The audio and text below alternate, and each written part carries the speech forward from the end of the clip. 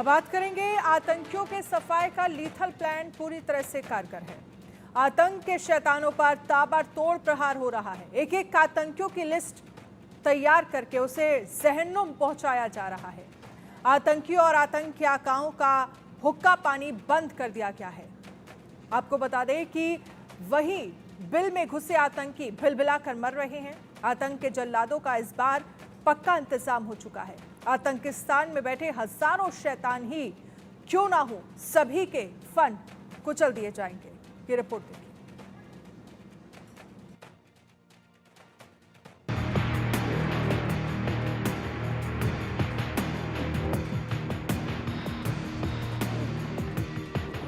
आतंकियों की अम्मा कब तक खैर मनाएगी?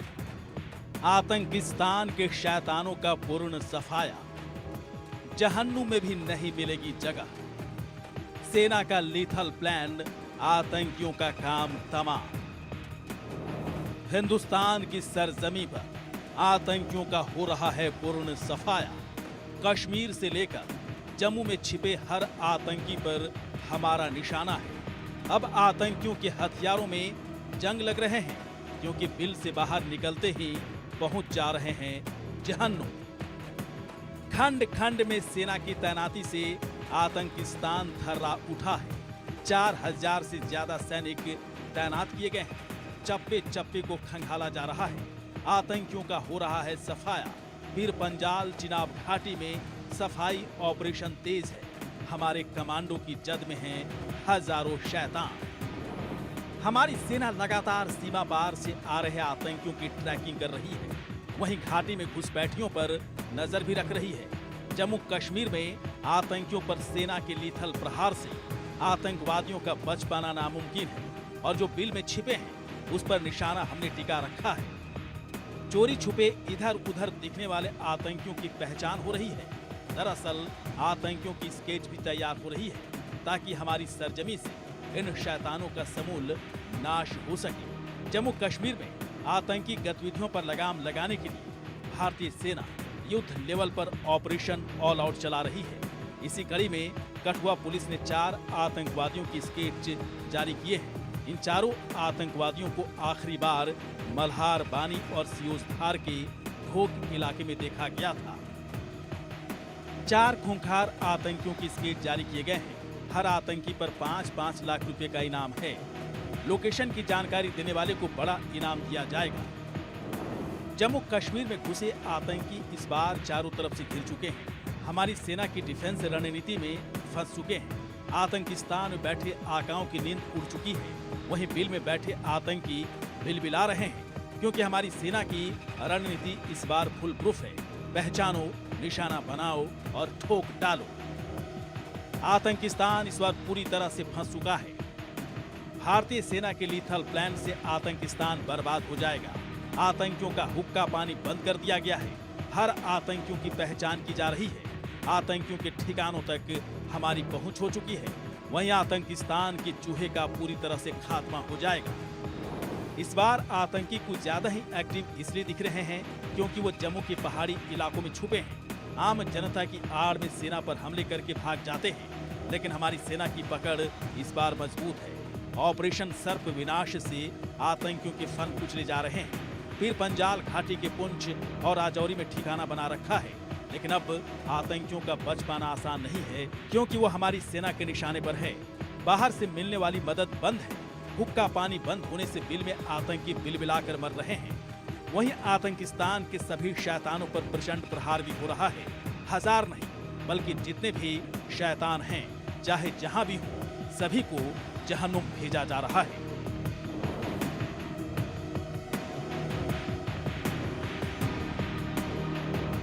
Bureau report, India news. आतंकियों के सफाई के लिए जहां सेना का ऑपरेशन जारी है, वहीं पल पल की घटनाओं पर मोदी सरकार की कड़ी नजर है। ये रिपोर्ट देखिए। कश्मीर में हो रहे आतंकी और सेना के ऑपरेशन से जुड़ी बड़ी खबरों पर डालते हैं एक नजर। कश्मीर के डोडा में ऑपरेशन। जम्मू कश्मीर का डोडा जिला आतंकियों का नया अड्डा बन गया है। हाल के दिनों में आतंकियों के साथ सुरक्षा बलों के बीच कई मुठभेड़ हुई। जवानों की शहादत का बदला मांग रहा है हिंदुस्तान। सुरक्षा बलों पर हमले। जम्मू क्षेत्र में 2024 में अब तक सुरक्षा बलों पर कई हमले हो चुके हैं। एक्सपर्ट्स की माने तो जम्मू में अब आतंकियों ने अपना नेटवर्क मजबूत किया है। जम्मू कश्मीर में जैश-ए-मोहम्मद और लश्कर-ए-तैयबा के आतंकी सक्रिय हो गए हैं। चुनावों से पहले लगातार हो रहे हमलों में इन दो संगठनों की बड़ी भूमिका रही है। सीमा पर बढ़ाई गई चौकसी। पाकिस्तान से लगती सीमाओं पर बड़ी तादाद में आतंकी घुसपैठ की फिराक में हैं। चौकसी बढ़ाई गई है, बावजूद इसके आतंकवादी लगातार डटे हुए हैं और मौके की तलाश में बताए जा रहे हैं। कश्मीर पर दिल्ली की नजर। प्रधानमंत्री नरेंद्र मोदी, गृह मंत्री अमित शाह और एलजी मनोज सिन्हा के बीच कश्मीर को लेकर हाल ही में चर्चा हुई है। दिल्ली की नजर कश्मीर के हालात पर है। और इस पर चर्चा करने के लिए हमारे साथ खास मेहमान जुड़ गए हैं। मेजर जनरल रिटायर्ड के सिन्हा डिफेंस एक्सपर्ट हैं, ब्रिगेडियर रिटायर्ड राजन जामवाल डिफेंस एक्सपर्ट हमारे साथ जुड़ गए हैं। साथ ही सुनीता वकील सीनियर जर्नलिस्ट भी हमारे साथ जुड़ गई हैं। सबसे पहले के सिन्हा साहब, आपसे शुरुआत करना चाहेंगे क्योंकि अभी कुछ ही देर पहले बड़ी खबर सामने आई जहां पर अनंतनाग में एक ऑपरेशन चल रहा था जिसमें 2 जवान हमारे शहीद हो गए। ये दुखद खबर है, लेकिन सवाल घूम फिर के वहीं आ जाता है कि जम्मू में सेना के सामने आतंकवाद इतनी बड़ी चुनौती कैसे बन गया, इसका जिम्मेदार कौन है? पिछले कुछ वक्त में जहां पर शांति थी वहां पर 2 साल से 3 साल से स्थितियां इस तरह की क्यों हो गई? अन्य जय हिंद। सबसे पहले तो हमारे 2 जवान जो शहीद हुए हैं अनंतनाग के इलाके में, उनको भावभरी श्रद्धांजलि। देखिए, ये बलिदानी और ये शहादत अभी कुछ दिनों से लगातार चल रहा है और किन कारणों से हुआ और किस कारणों से इस परिस्थितियों में हम आए। ऑपरेशन ऑल आउट के बाद, खास करके एब्रोगेशन आर्टिकल 370 जो 2019 में हुआ, उसके बाद हमने देखा था कि हमने इसके ऊपर में काफ़ी चीज़ें पाई थी और नॉर्मलसी की तरफ जा रहा था, चाहे वो पीर पंजाल का नॉर्थ का इलाका हो या साउथ का इलाका हो। जब हम बात करते हैं तो इसमें जब हमारी ग्रिड है, खास करके जो हमारे CIF जो हमारे फोर्सेस हैं, जिसके अंदर में हमारी रोमियो फोर्सेस हैं, डेल्टा फोर्सेस हैं और जो यूनिफॉर्म फोर्सेस हैं, जो हम बात करते हैं RR सेक्टरों की, उस इलाके में कुछ ज़्यादा ही हुआ है। वो इलाका बेसिकली आता है उड़ी से, यदि हम नीचे की तरफ आते हैं पीर पंजाल से साउथ की तरफ, हवेली, पुंछ, राजौरी, नौशेरा, रियासी, क्योंकि ये चीज़ जगह हुई हैं और आप इसको कवर करती नहीं हैं। जो खास करके आप देखती हैं झेलम ऊपर में जो पड़ जाता है, उसके नॉर्थ में जो कुपवाड़ा है और जो नीलम घाटी है और उससे नीचे, और अब धीरे धीरे कठुआ, सांबा, रामबन, डोडा, किश्तवाड़, अनंतनाग, आज अनंतनाग का इलाका आ रहा है। पहले जब हम बात करते थे तो बेसिकली श्रीनगर, पुलवामा, शोपियां, ये सब की बातें होती थी, तीन जिलों की ज़्यादा बात होती थी, मगर अब और पैन जम्मू एंड कश्मीर के ऊपर में। तो ये क्यों हुआ और कैसे हुआ और किन कारणों से हुआ? देखिए, इसमें कुछ गलतियां हमारी हैं और कुछ उनकी अपनी एक बिलबलाहट है, एक सोच है कि यदि ये इलेक्शन हो जाता है, इलेक्शन के बाद तो शायद परिस्थितियां और भी बदल जाएंगी। तो जम्मू आर्टिकल 370 के बाद जिस तरह से हम लद्दाख और जम्मू में बांटा गया, उसके बाद हमारा ऑपरेशन ऑल आउट तो चल ही रहा था। उसके बाद जब हम G20 के आसपास कर रहे थे तो चीज़ें ऐसी हुई, स्केलेट तो हो रही थी, तो somewhere we were trying to just, हम रिएक्टिव मोड पे चीज़ों को कर रहे थे। देखिए, अभी आप कह रही थी कि ऑपरेशन सर्विनाश 2 चल रहा है, तो ऑपरेशन सर्विनाश 1 जो 2003 में चला था, उसमें मैं उसका हिस्सादार था, तो मुझे पता है उस समय हमने 64 आतंकवादियों को मारा था। और बेसिकली वो इलाका था आपका हिल काका का एरिया, जो कंसंट्रेटेड था, कृष्णा घाटी, भट्टा धूरिया, गाड़ खासा या सगरकोट। तो ये जनरली हम उस जगह की बात करने, कृष्णा घाटी जो पुंछ से नीचे और राजौरी मेंढर का इलाका है, उस इलाके में। अभी आपने बहुत अच्छा कवर किया, आपके जो रिपोर्टर्स थे, कि ये जो जब जम्मू के इलाके में जब आ गई, जिसमें डोडा, किश्तवाड़, ये एब्सोल्युटली शांत हो चुका था। और इसका कारण 2-3 है। 2-3 कारण है। एक तो जो ऑपरेशन रोशनी चलाई थी पिछले वाले जो वहाँ के सियासतदान थे, और खूब सारी जमीनें जो नालों के साथ लगती है, चाहे वो आप देखिए जो हमारा सकड़गढ़ बल्ज है जो गुजरांवाला के और इस्लामाबाद के बीच का इलाका है जहाँ से हम मापते हैं, तो ये जितने नदी नाले आते थे इसके इलाके में जमीन की बांट हुई और उसमें उनको बसाया गया, खास करके उन विस्थापितों को जो कि इवन कुछ रोहिंग्या भी हैं, ये कहा गया। तो वो आजकल गाइड का काम करते हैं, वो उनके लिए एक मुहैया करवाते हैं, शरण कराते हैं, और कुछ इलाकों में जो पत्थरबाज थे जिनकी संख्या 12,500 के आसपास मापी गई थी, और उनको हम ये कहा कि पत्थरबाजी खत्म हो गया तो ये ओवरग्राउंड वर्किंग की मैं बात कर रहा हूँ, तो हम उनको अभयदान दे दिया, उनको कुछ नहीं, वो अभी मिंगल करके ये पूरा का पूरा गाइड। और देखिए इसमें मैं ये कहता हूँ कि दुश्मन तो ये करेगा ही, क्योंकि उसने हाइब्रिड वॉर चलाई है। और अभी जो है मेरा अपना आकलन है, जो स्पेशल इनकी ग्रुप होती है, वो उनके एलिमेंट्स हैं, ये उनके पास जिस तरह से हथियार का है, जिस तरह से नाइट फाइटिंग कैपेबिलिटी है, सैटेलाइट कम्युनिकेशंस हैं, उनको फीड होता है, और ये चाइना से फीड हो रहा है सैटेलाइट इमेजरी, जो हम लोग क्यों उनको पता लग जाता है कि कहाँ मूवमेंट्स हैं। तो यदि आपने कहा जैसे अभी आप कवर कर रहे थे ना अनंतनाग के इलाके में, वो जो कोकरनाग का इलाका है, उन जंगलों में स्पेशल फोर्सेस हैं, तो इनको उनको तो हिट एंड रन करना है, भागना है, और उनको वहाँ का लोकल का कुछ ना कुछ तो सपोर्ट है।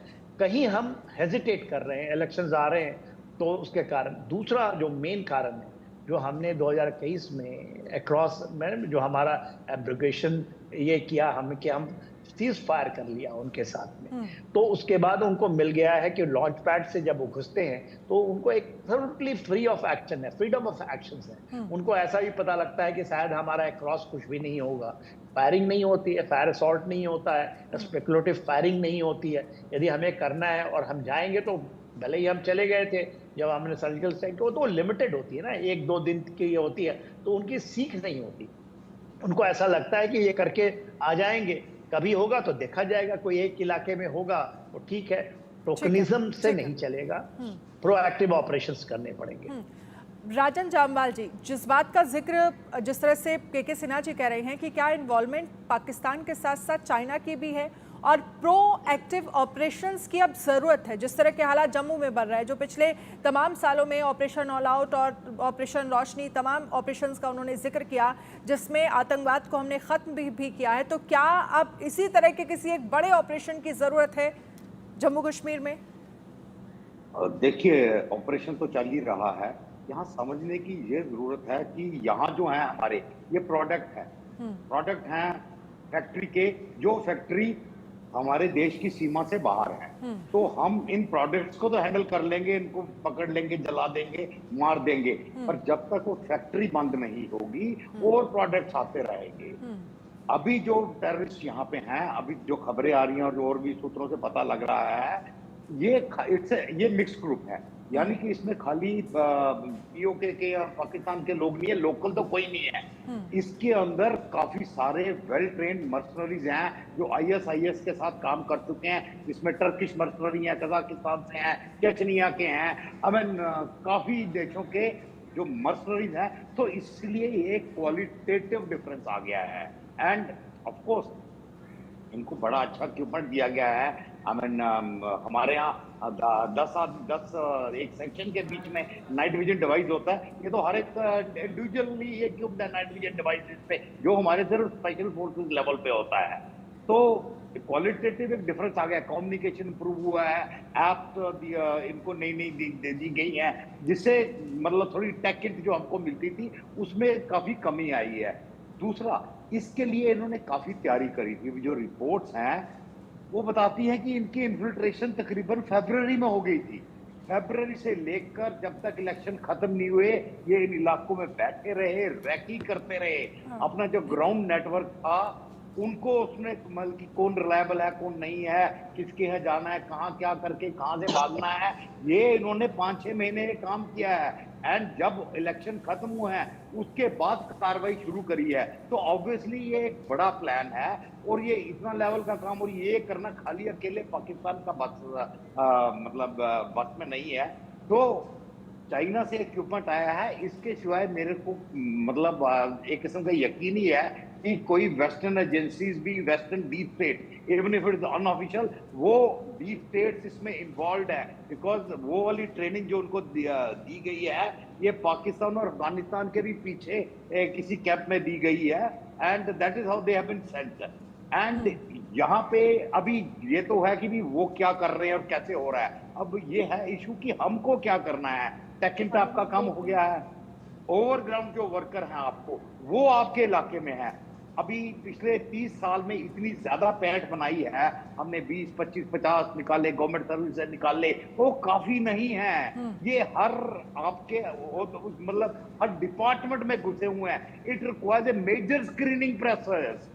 जितने पिछले 20-25 साल में भर्ती हुए हैं, आपको सबके बैंक अकाउंट मांगने पड़ेंगे, आपको सारों के मतलब पूरा डिटेल चेकअप करना पड़ेगा, then you will be able to identify. It's a multi agency job. सारी एजेंसी इस वक्त इस पे कोऑर्डिनेट करे। सबसे पहले आइडेंटिफाई। वो ठीक है, कभी 2 महीने में 1 बंदा, 2 बंदे निकाल लिया आपने, ये हुआ है, हमने नौकरी से निकाल दिया, ये कर दिया, PSA लगा दिया, और ये these are all tip of the iceberg.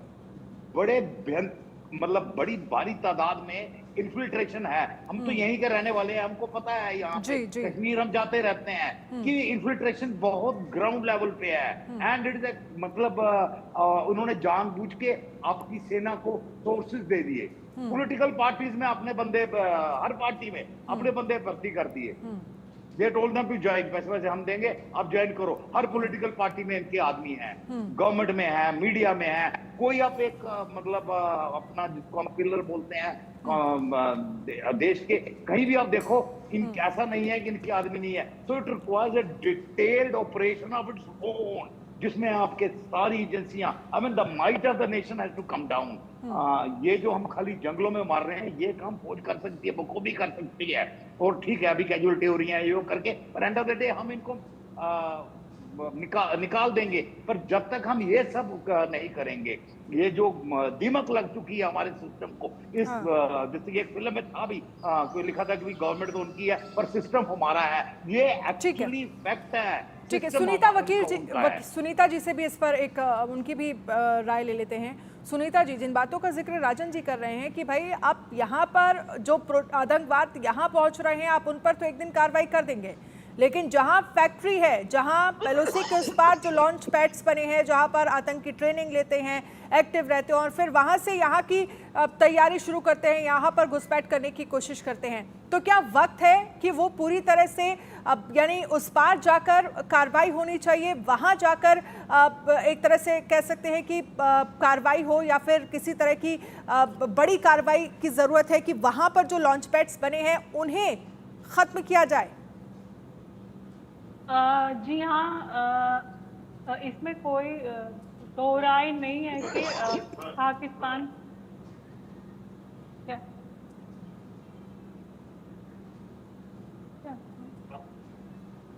इसमें कोई दो राय नहीं। बोलने यार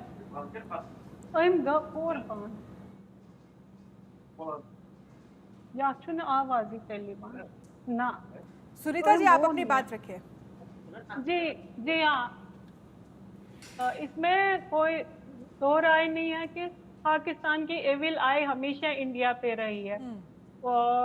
पिछले 70 सालों से वो हमेशा चाहता है कि J&K में जो शांतिपूर्ण माहौल है, मतलब हुआ था पिछले 1-2 डिकेड से, वो खराब हो। तो इनफैक्ट ये हमेशा पाकिस्तान आर्मी का डॉक्ट्राइन रहा है इंडिया के against, bleed India with 1000 cut. उसका मतलब है वो लोग कवर्ट वार के जरिए इंडिया के बहुत सारे मल्टीपल लोकेशंस में इंसर्जेंट्स भेज रहे हैं, तो इसलिए कि इंडिया का माहौल खराब हो।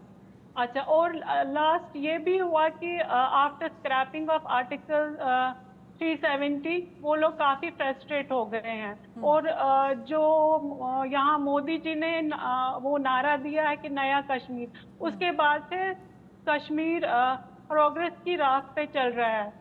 टूरिस्ट काफ़ी सारे आते हैं, पिछले सालों में तो काफी 15 अगस्त पे हर घर पे ब्लैक फ्लैग्स होते थे, लेकिन लास्ट ईयर वो फर्स्ट टाइम ऐसा हुआ कि इंडियन फ्लैग हर एक काफी सारे घरों पे लोगों ने लगाए। तो इतना सारा चेंज हुआ, तो ये पाकिस्तान को बर्दाश्त नहीं हो रहा है। वो चाहता है कि J&K में शांति ना रहे। तो टूरिस्ट आते हैं और लोगों ने अच्छे से इस बार वोट किया विदाउट फेयर, तो वो नहीं चाहते हैं कि यहाँ पे शांति रहे। और ये भी है कि अगले महीने J&K में असेंबली इलेक्शंस हो रहे हैं, तो वो ये भी चाहते हैं कि वो शांति से इलेक्शन ना हो, उसमें भी कुछ हो जाए कि जिससे वो इलेक्शंस रुक जाए।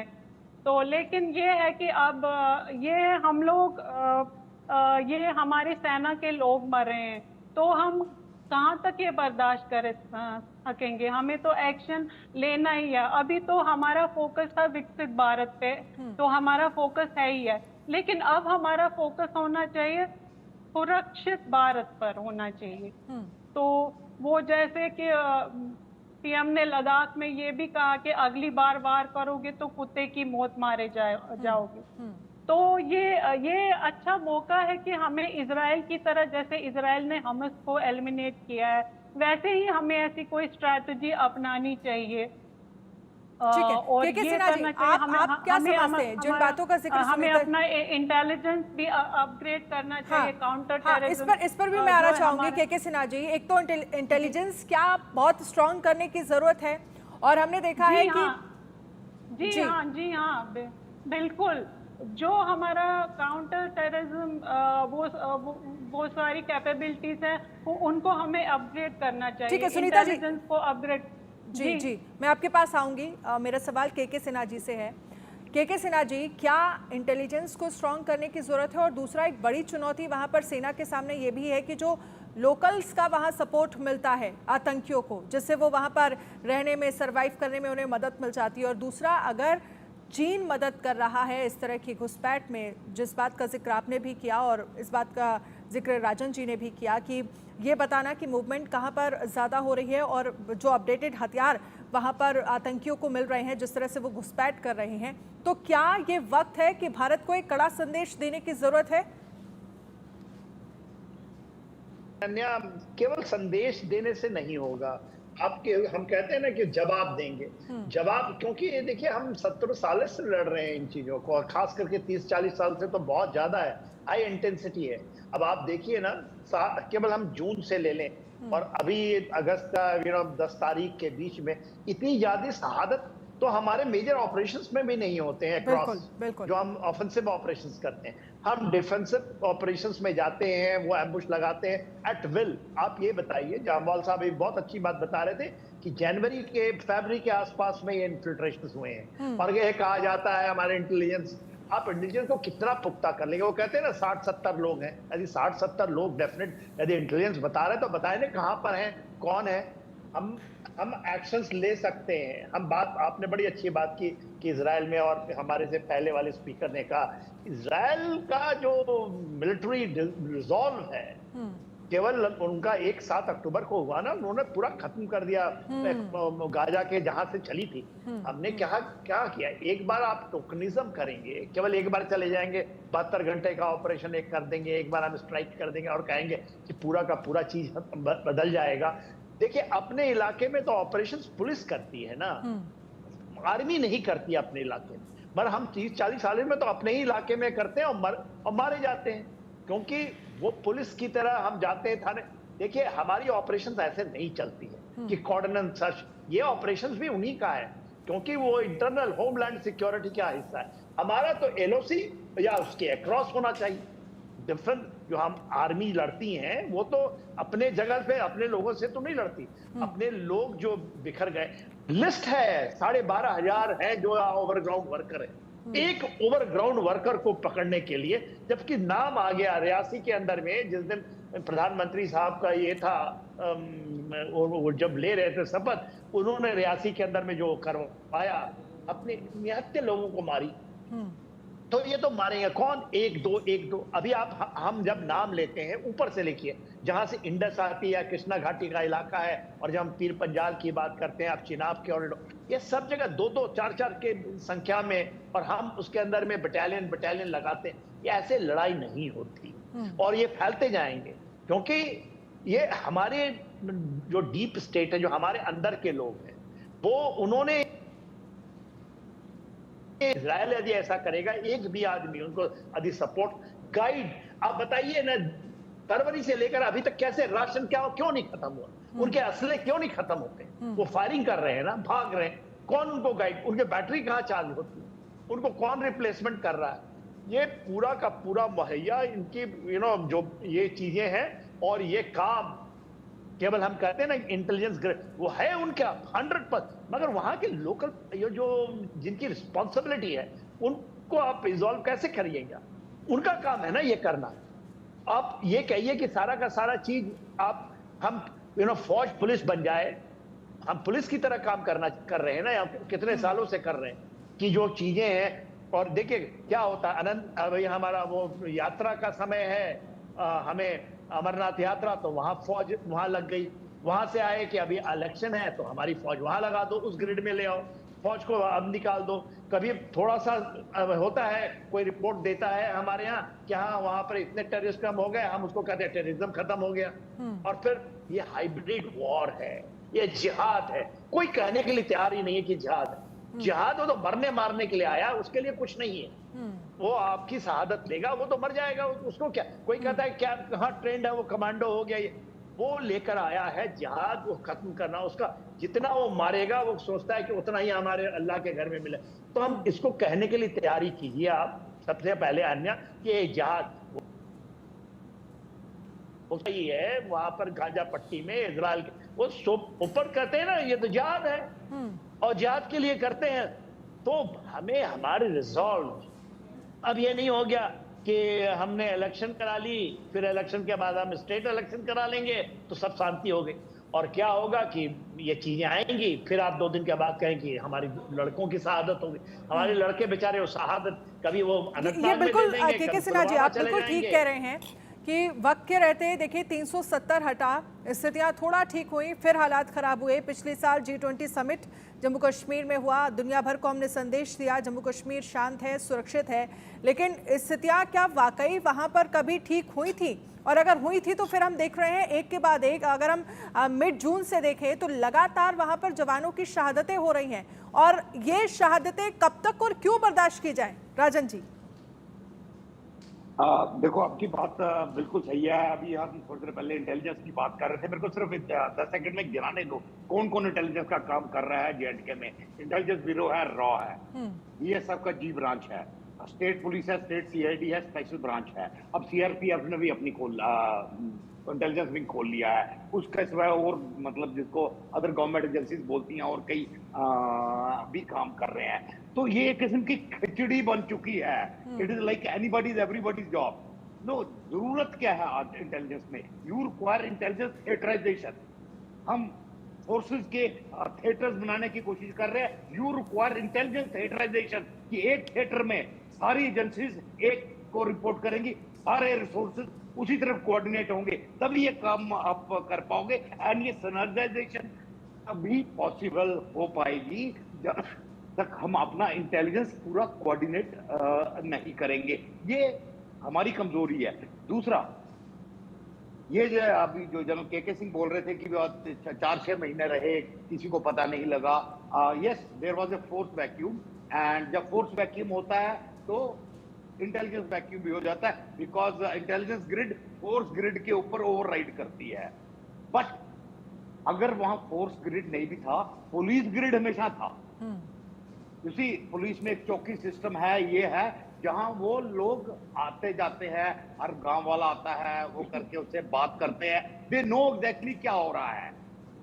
और अगर नहीं हो रहा तो ना वो चौकी ऑफिसर और वो SHO वो ही has no business to be there, because ये उसका काम था। तो इतने टाइम में जो मेजर फेलियर हुआ है, आई थिंक वो उसमें पुलिस को भी जिम्मेदारी लेनी चाहिए कि हमें क्यों नहीं पता लगा। ठीक है, इस पर Because सुनीता जी बड़े से भी मैं telltale चाहूंगी signs वो होते भी हैं। अपना रिएक्शन दें। अगर इतने वक्त में मेजर फेलियर हुआ है तो जिम्मेदारी किस किस की होनी चाहिए?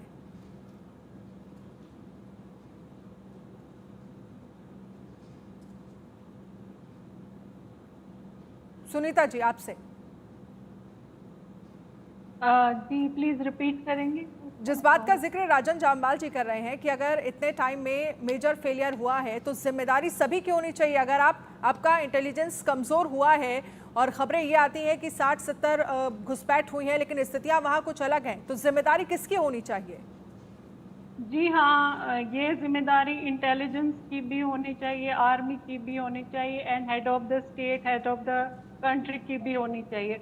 पहली बात तो ये है कि वी हैव टू बी, हमें पाकिस्तान को वीकन करना है अंदर से। लाइक जो उसने सिचुएशन इंडिया में क्रिएट की है, जैसे बलूचिस्तान में, सिंध में, वहाँ पे वो इंसर्जेंसी चल रही है, तो हमें वहाँ जाके रॉ को एक्टिवेट करना है, वहाँ पे हमें इंसर्जेंसी क्रिएट करनी है। ऐसी कुछ स्ट्रेटजी करनी है जिससे कि पाकिस्तान अंदर से खोखला हो जाए। अदरवाइज क्या होता है, 2 वहां से आते हैं, हम उनको मारते हैं, फिर 4 आते हैं, 8 आते हैं, ऐसे वो मल्टीप्लाई होके वो आते हैं। ये तो कभी रुकने वाला नहीं है और हमारे जवान मरते जाते हैं। तो ये तो नहीं, आगे तक नहीं चल सकता, हमेशा तक नहीं चल सकता। इसलिए हमें इसके लिए कोई स्ट्रैटेजी तो अपनानी है। पहले तो यही है कि पाकिस्तान को अंदर से खोखला करना है। और दूसरा जो सुनीता है, जी समय की कमी है हमारे पास। बहुत बहुत शुक्रिया आप सभी खास मेहमानों का, के सिन्हा जी और राजन जामवाल साहब, बहुत बहुत शुक्रिया हमारे साथ इस चर्चा में शामिल होने के लिए।